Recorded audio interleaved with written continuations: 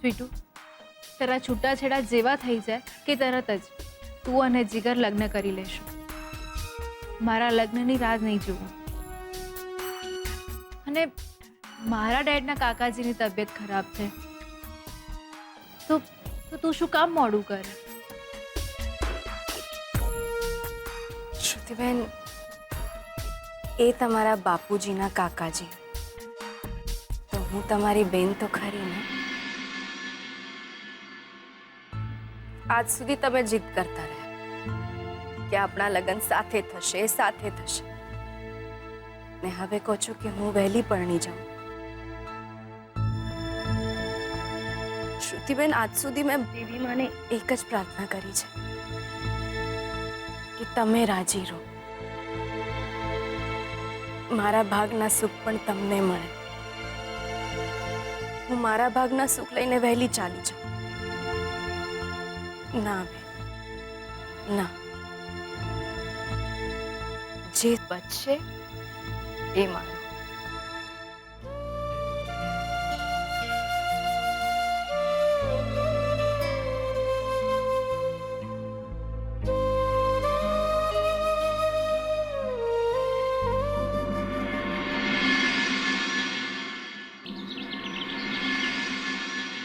हाँ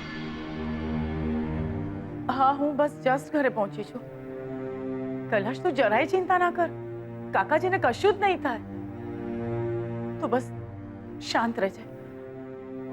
હું બસ જરૂરિયાતની વસ્તુ લઈને તરત જ પાછી હોસ્પિટલ પહોંચું છું. નહીં કૈલાશ, જરાય ચિંતા ના કરતો. હું છું ને તારી સાથે. હા, કઈ નહીં થાય. કાકાજીને કશું જ નહીં થાય કૈલાશ. હું આવું છું તરત. બાય.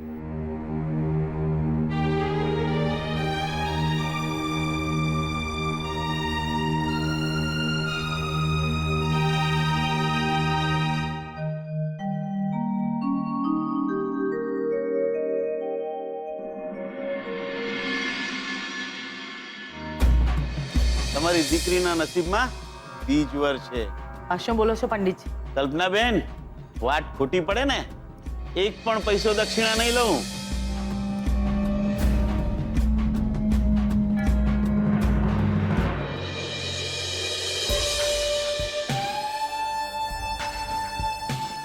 શ્રુતિના લગ્ન કોઈ બીજ વર સાથે નહીં થાય.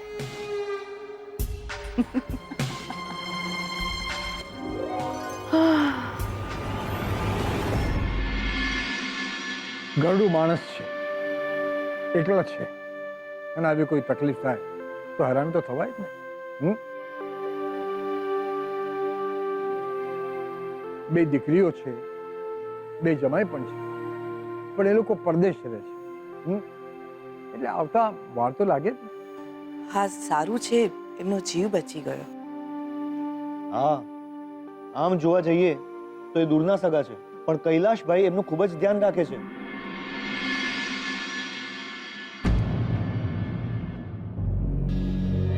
દાદાજી,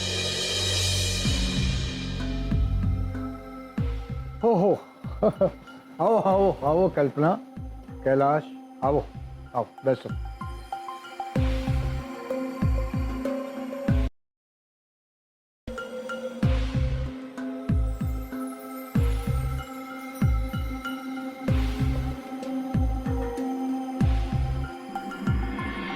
અમે કાકાજીની જ વાત કરી રહ્યા હતા. હા, બહુ ખરાબ બની ગયું.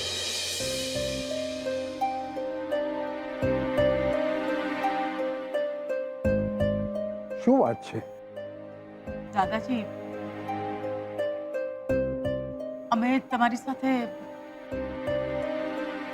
કંઈક વાત કરવા આવ્યા હતા.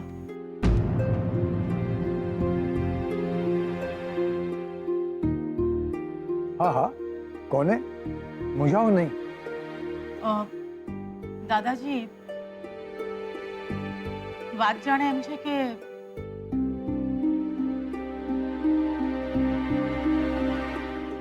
દાદાજી, કાકાજીની હાલત તો તમને ખબર છે,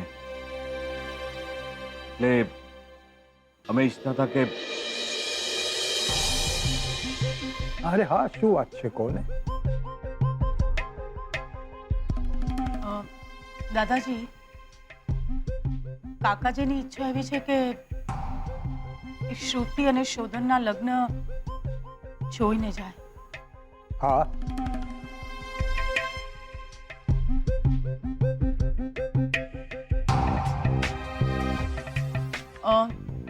તો અમે એવું વિચારતા હતા કે શ્રુતિ અને શોધનના લગ્ન. હા હા, બોલો. દાદાજી, જો શ્રુતિ અને શોધનના લગ્ન આપણે થોડા વહેલા લઈ લઈએ તો.